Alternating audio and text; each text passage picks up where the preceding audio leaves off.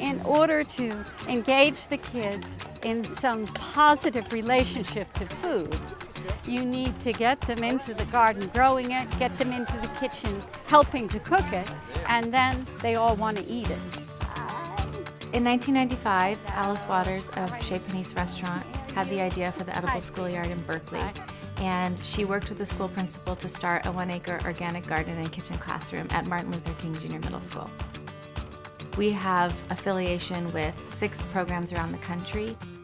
We're teaching students about cooking, and we're teaching them about working together and why it's important to make healthier choices. So we're giving them skills for life. It's really like texturous and stuff. And it feels better to have something that's fresher and newer, and you know where it comes from. I have a volunteer that's willing to add water to this pile. Me. It really is transformative for a young person to come in and do real work in order to grow food, and students take a lot of pride and ownership in being involved in that process. In this station, we're going to put to the test how the ancient Egyptians may have moved the large stones that they used to build the pyramids. The lessons in the garden and the kitchen are connected to the science and humanities classes. They can come out into the garden and see those topics come to life in a hands-on and experiential way.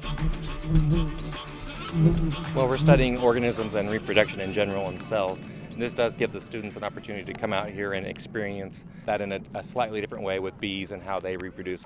Can you hear that? Yeah. That kind of squeakiness? This is how fresh these are. These were literally picked about, 40 minutes ago in the garden.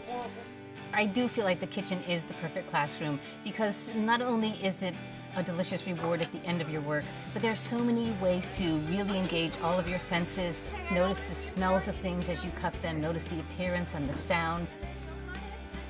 We do have parents and teachers and administrators who ask questions about safety.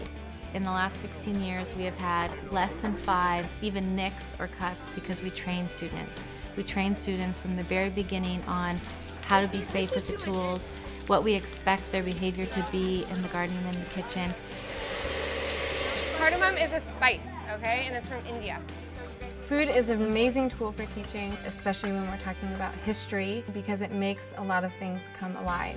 I'll trade it to India. You guys, we're China. We have lots of rice. Come on. Simply put, food is magic. Everybody eats. And when people have a shared experience around something that's either very familiar or very different, it's a very bonding experience for them. You can sniff, you can smell, you can get your first bite ready. Our students here are trying something new or for the first time almost every time they come in the kitchen. Let's go.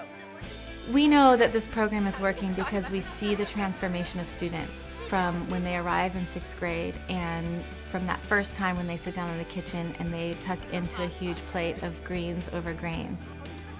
We have also received feedback from students about how they really changed the way they thought about their choices and how they understood that their choices had impacts that were greater than just their personal impact.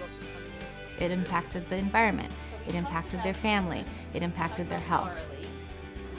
You know you've made it in a garden program when you have to discipline the students on not to eat all the turnips.